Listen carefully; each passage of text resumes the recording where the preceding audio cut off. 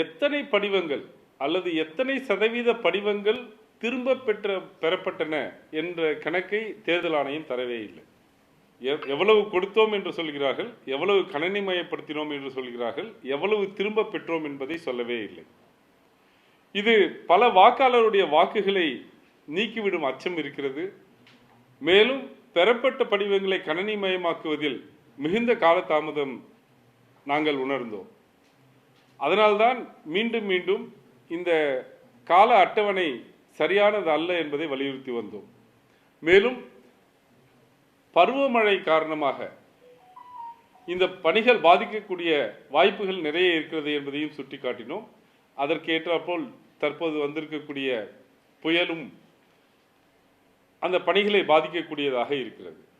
இந்த நிலையில் தேர்தல் ஆணையம் திராவிட முன்னேற்றக் கழகத்தினுடைய அந்த நியாயமான வாதத்தை ஏற்று ஒரு வார காலத்திற்கு இந்த கணக்கீட்டு காலத்தை நீட்டித்திருக்கிறது. அது உண்மையிலேயே திராவிட முன்னேற்றக் கழகத்திற்கு அதனுடைய ஜனநாயக போராட்டத்திற்கு கிடைத்த வெற்றியாக நாங்கள் பார்க்கிறோம்.